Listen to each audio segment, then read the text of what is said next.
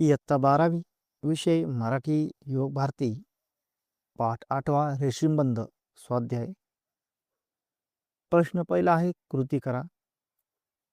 उत्तररात्रीच्या आगमनाची वैशिष्ट्ये. उत्तर. उत्तररात्र हलकेच आकाशात पाऊल ठेवते. तिची मुलायम पावले हळुवारपणे व अलगद पडतात. तिच्या पावलांची मंद मंद नाजूक स्पंदने निर्माण होतात. तिच्या आगमनाची कोणालाही चाहूल सुद्धा लागत नाही. घाणेरीच्या फुलांची वैशिष्ट्य. उत्तर. इवलाली व नाजूक असतात. विविध किरमिजी निळसर पिवळसर रंगांनी नटलेली असतात. देखावा इंद्रधनुष्याप्रमाणे रंगीबिरंगी असतो. आकर्षक व मन मोहून टाकणारे असतात. चाफ्याच्या फुलांची वैशिष्ट्ये. काही चाफ्याची फुले रक्तचंदनी म्हणजे लालसर रंगाचे असतात. मंद व सुगंधी गंध असतो. उत्तर रात्रीच्या वेळी खिडकीतून बाहेर पाहताना फुलाविषयी लेखकाच्या मनात निर्माण होणारे प्रश्न. उत्तर. या साऱ्या फुलामध्ये आणि माझ्यामध्ये नेमकं कोणतं नातं आहे? या फुलांशी माझे कोणते रेशीमबंध जुळले आहेत? या फुलांबद्दल एवढी ओढ माझ्या मनाला का वाटते?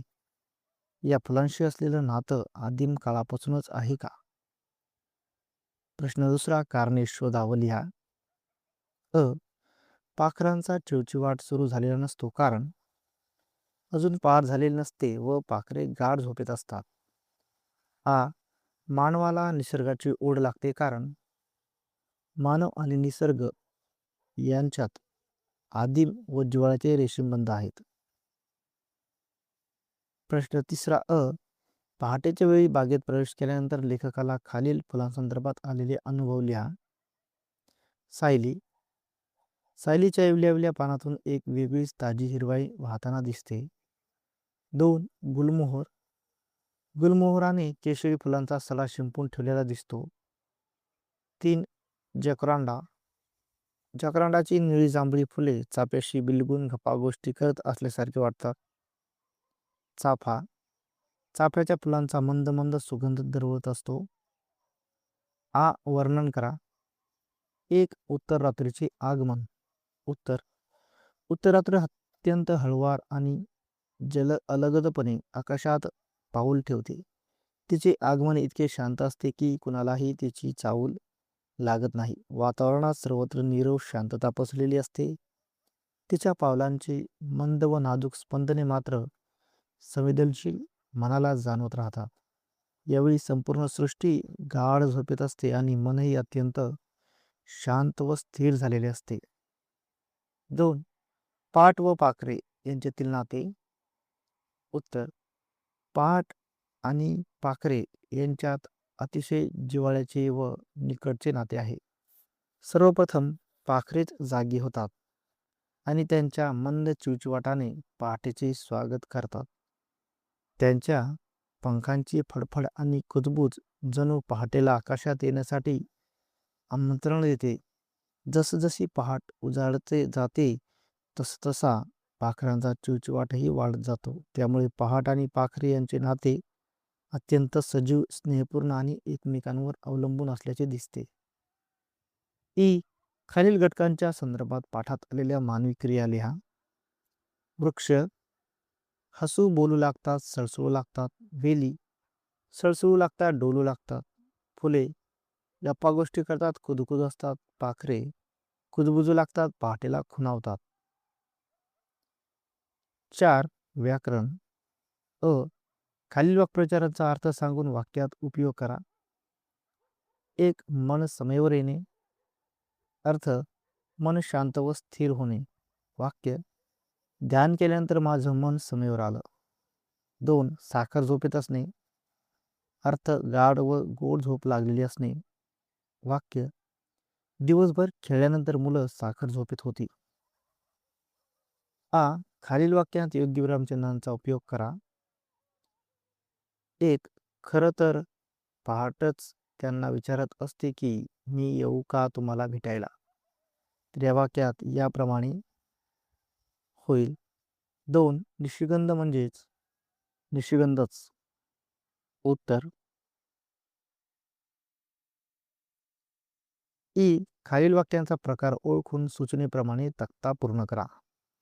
वाक्य प्रकार व बदलासाठी सूचना. वाक्य आहे, वृक्षवेली आपल्याला केवढा तजेला केवढा विरंगुळा देऊन जातात. हे वाक्य आहे उद्गारार्थी वाक्य. विधानार्थी करा अशी सूचना आहे. विधानार्थी होईल, वृक्षवेली आपल्याला तजेला आणि विरंगुळा देतात. 2. आलादाला आणि हर्षोल्लासाला अनावर भरती येते. विधानार्थी वाक्य.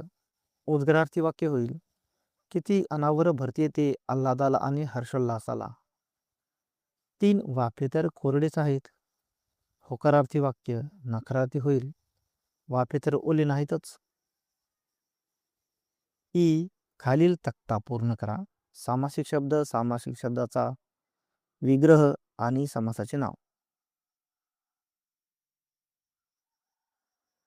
शब्द आहे पांढरा शुभ्र. पांढरा आणि शुभ्र समास कर्मधार आहे. वृक्षवेली, वृक्ष आणि वेली इतर इतर द्वंद्व. गप्पा गोष्टी, गप्पा आणि गोष्टी समाहार द्वंद्व. सुख दुःख, सुख आणि दुःख वैकल्पिक द्वंद्व. खालील वाक्यांतील प्रयोग ओळखा व लिहा. 1. खिडकी हलकेच उघडतो. कर्तरी प्रयोग. 2. मानवाला निसर्गाची ओढ लागून राहिली.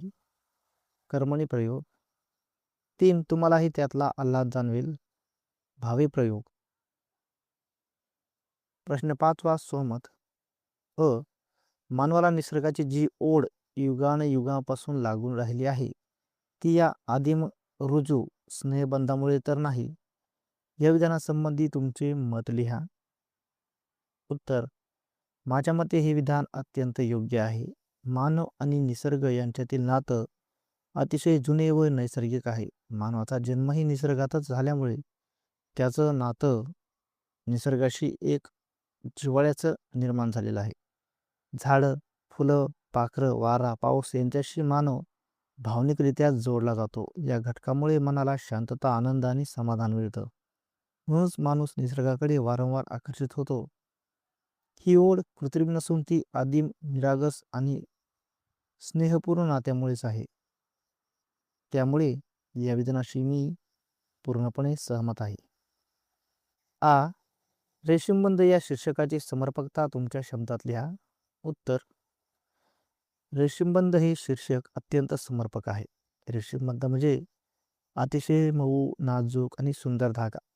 त्याप्रमाणेच या पाठात मानव आणि निसर्ग यांच्यातील नाते अतिशय सूक्ष्म, नाजूक आणि भावनिक स्वरूपाचे दाखवले आहे. लेखकाला झाडे, वेली, फुले आणि पाखरे यांच्याशी एक वेगळीच आत्मीय नाते जाणवते. हे नाते दिसत नाही पण मनात खोलवर जाणवते. म्हणूनच हे नाते रेशमाच्या धाग्यासारखे नाजूक असूनही मजबूत आहे. म्हणून मानव आणि निसर्गातील हे सुंदर, भावपूर्ण आणि घट्ट नाते दर्शवण्यासाठी रेशीमबंध हे शीर्षक अगदी योग्य आणि अर्थपूर्ण ठरते. प्रश्न 6वा अभिव्यक्ती. निसर्ग आणि मानव यांच्यातील परस्पर संबंध तुमच्या शब्दात स्पष्ट करा. उत्तर. निसर्ग आणि मानव यांचा परस्पर संबंध अतिशय जवळचा आणि अविभाज्य आहे.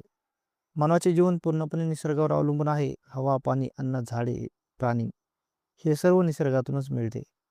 त्यामुळे निसर्गाशिवाय मानवाचे अस्तित्व शक्य नाही. निसर्ग मानवाला केवळ जगण्यासाठी साधने देत नाही तर मनाला शांतता, आनंद आणि ताजेपणाही देतो. झाडे, फुले, पाखरे यांचे सौंदर्य माणसाच्या मनाला प्रसन्न करते. त्यामुळे मानव आणि निसर्ग यांच्यात भावनिक नातेही निर्माण झालेले आहे. मानवाचे निसर्गाचे जतन करणे गरजेचे आहे. कारण निसर्गाचे संतुलन बिघडले तर मानवाचे जीवनही धोक्यात येते. म्हणूनच मानव आणि निसर्ग हे परस्पर पूरक असून त्यांचे नाते प्रेम, आदर आणि संरक्षण यावर आधारित असावे. डॉक्टर युमो पठाण यांच्या लेखनाची भाषिक वैशिष्ट्ये पाठाद्वारे स्पष्ट करा. उत्तर. डॉक्टर युमो पठाण यांची भाषा अतिशय साधी, प्रवाही आणि ललित आहे. त्यांच्या लेखनात निसर्गाचे वर्णन अत्यंत जिवंत आणि चित्रमय पद्धतीने केलेले दिसते. त्यामुळे वाचकाला दृश्य डोळ्यासमोर उभे राहते. त्यांच्या भाषेत भावनिकता आणि संवेदनशीलता जाणवते. झाडे, वेली, फुले आणि पाखरे यांना ते मानवी भावभावना देतात. त्यामुळे लेखन अधिक प्रभावी वाटते. ते अनेकदा अलंकारिक आणि काव्यात्मक भाषेचा वापर करतात, ज्यामुळे लेखन अधिक सुंदर आणि मनाला भिडणारे बनते. रेशीमबंध या पाठात निसर्गाशी असलेले नाते अतिशय तरलपणे आणि रसपूर्ण शैलीत मांडले आहे. त्यांची शैली वाचकाला विचार करायला भाग पाडते आणि निसर्गाविषयी आत्मीयता निर्माण करते. हे त्यांचे मोठे वैशिष्ट्य आहे. ही संत तुकाराम महाराज यांनी वृक्षवल्लींना सोयरी असे म्हटले आहे. यामागील तुम्हाला समजलेली कारणे लिहा. उत्तर: संत तुकाराम महाराज यांनी वृक्षवल्लींना सोयरी म्हणजे नातेवाईक असे म्हटले आहे, कारण त्यांना निसर्गातील प्रत्येक घटकाशी आत्मीय नाते जाणवत होते. झाडे, वेली, फुले आणि प्राणी हे मानवाच्या जीवनासाठी उपकारक आहेत. ते आपल्याला सावली, फळे, फुले आणि शुद्ध हवा देतात. वृक्षवल्ली निस्वार्थपणे मानवाची सेवा करतात, त्यामुळे त्यांना आपले जवळचे नातेवाईक मानणे योग्य आहे. तसेच मानव आणि निसर्ग यांचा संबंध केवळ उपयोगाचा नसून भावनिक आणि आध्यात्मिकही आहे. म्हणूनच संत तुकाराम महाराज यांनी वृक्षवल्लींना सोयरी असे संबोधून मानव आणि निसर्गातील प्रेमळ आणि आदरपूर्ण नाते स्पष्ट केले आहे. या विचारातून पर्यावरण रक्षणाचा संदेशही अप्रत्यक्षपणे मिळतो आणि मानवाने निसर्गाशी एकरूप व्हावे हेही सूचित होते.